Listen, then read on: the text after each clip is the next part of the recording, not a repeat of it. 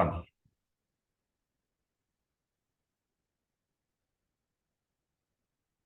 Jwalapuram Srihari, Yeah, greetings to you. yeah. And Thank again, you. I feel that it's my privilege today to interact on one burning topic Yes. and mystic topic, I can say, Yeah, mystic yeah. topic, Uh-huh. consciousness, called consciousness. Mm-hmm. Let us start with mind and let us go to the consciousness. And Yeah. after that, we will discuss the levels of consciousness.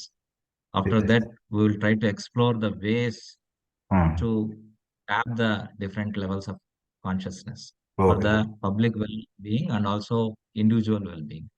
Yeah. Shall you elucidate what is mind? You See, told that in my previous video, you told that it's an entity. yeah. Mm-hmm. Can you Yeah. elaborate that? Yes, yes. See, first of all, I am not expert in this field, but I will give my insights about what I know about this mystical concept called mind and consciousness.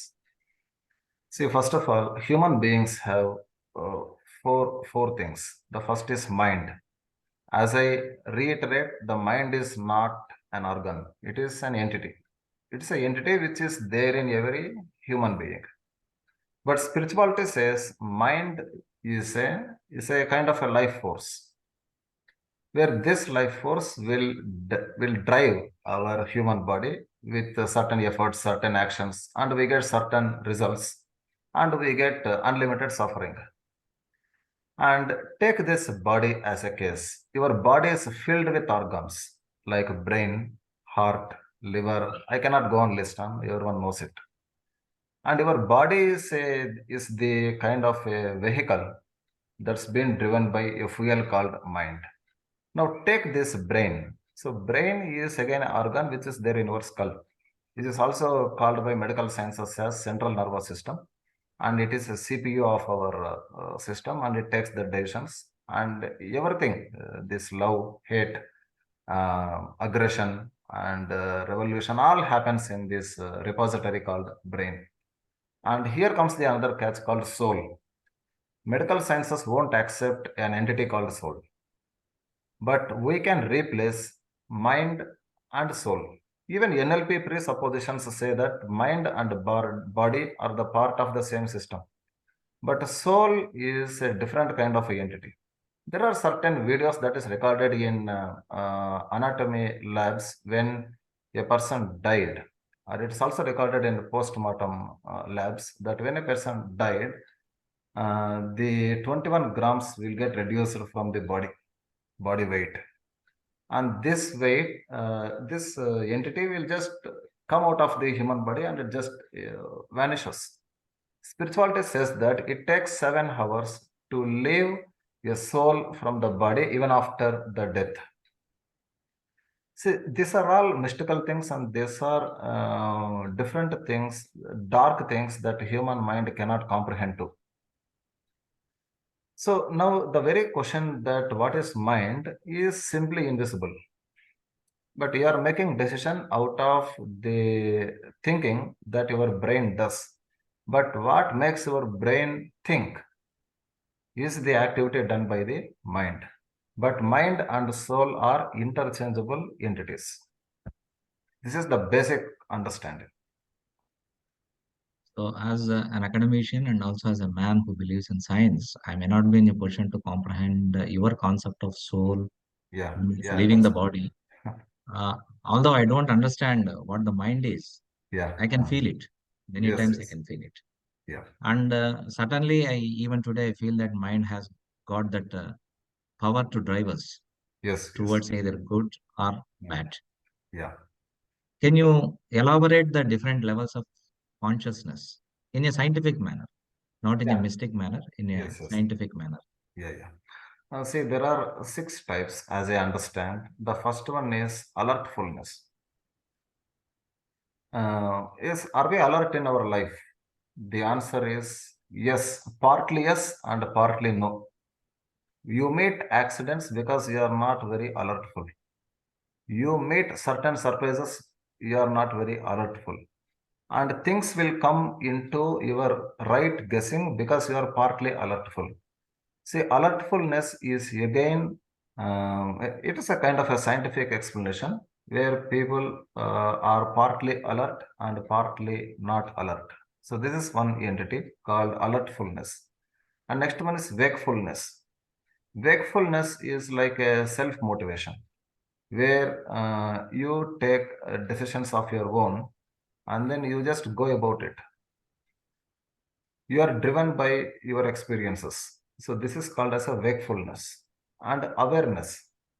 Are we aware about our life?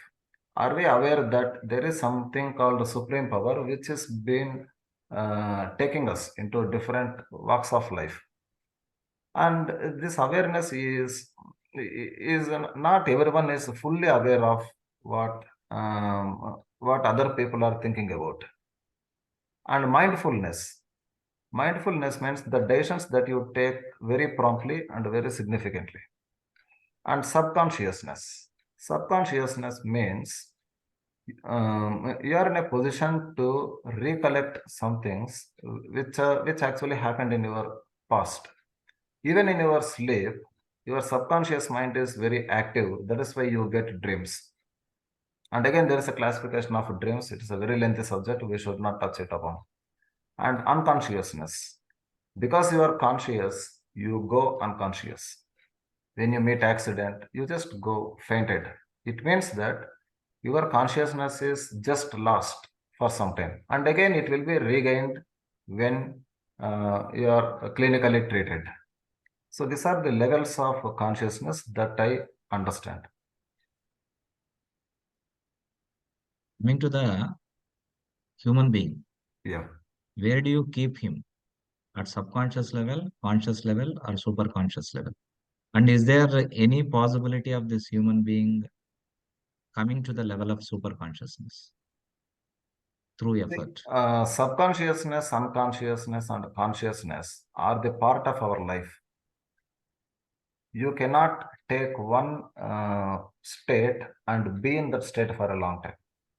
You travel through these states, and super consciousness is required for a life because of this busy world and rat race world and defeating others and cutthroat competition. Super consciousness is, yes, it is required, but what is the mechanism to achieve super consciousness? Again, the technology called meditation. If you instill that meditation as a technology and connect it to the divine power which is out there, then you are said to be a super conscious human being. And super consciousness means you can get an ability to foresee what is going to happen.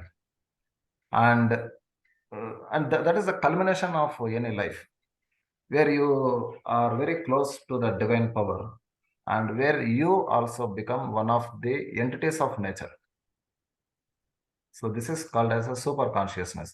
But there is only one methodology, that is meditation. An intense deep meditator easily achieves super consciousness.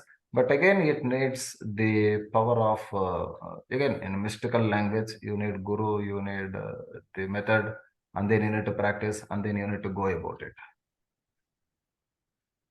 So, what I understand from this discussion is Yeah, by achieving super consciousness, yeah, you can foresee things. That means you can develop some sort of sixth sense. yes, yes. What I personally feel is there any necessity of developing sixth sense? No, sixth I think sense common sense is is enough for our survival. Common sense is enough for our survival. Sometimes sixth sense may invite some sort of nuisance, yes, and you may foresee the things, but you yes, may not be in a position to change it. In yeah, such yeah. cases, what is the benefit of coming to the level of super consciousness? Shall we hit a compromise with our level of consciousness, or is there any real necessity to go to the higher levels of consciousness? This is my last question, of course. Yeah, yeah. See, sixth sense is a medically invented term, but super consciousness is a spiritually invented term. A meditator achieves super consciousness by being in silence for a long time. But the sixth sense is again a kind of a technique to uh, to understand what is going to happen. Or sometimes sixth sense and intuition are interchangeable terms. People get all these kind of things. Now, say animals are very good at getting sixth sense and intuition because they can predict the catastrophes and simply they escape from it. But where human beings cannot do it. And yes, there is a necessity to get super consciousness with only technology called. I repeat this again and again. Meditation is the only solution to get it. But I want to change the. I want to add. Sorry, I want to add another point to super consciousness means it is not only guessing what is going to happen. It is getting emancipated from the troubles of life. Please read a book called Sex to Super Consciousness, which is written by Osho. I have read that book. It is very abstract concept. With one go, you cannot understand it.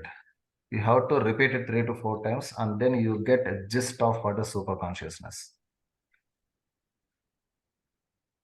Okay, thank you for your insights. And there are many books related to meditation and Yeah. meditation techniques. It Yes. differs. In fact, even in ancient literature of India, Yeah. more than 120 methods of meditations are Yes. Yes. prescribed. Yeah. Every Agree. human being is meditating in his own way, Yeah. right from thief to scientist. Yes. Yes. Anyway, meditation is a part of life. I do agree. Yeah. I understand it. So, really, I'm thankful to you for giving Yeah. valuable insights regarding consciousness, unconsciousness, subconsciousness, super consciousness, like that. Yeah. Meet you on the same platform with some other topic. Thank you very Yeah. much. Thank you for interviewing me. I'm very grateful to you. Thank you so Welcome. much. Yeah. It's my pleasure. Yeah. Thank you.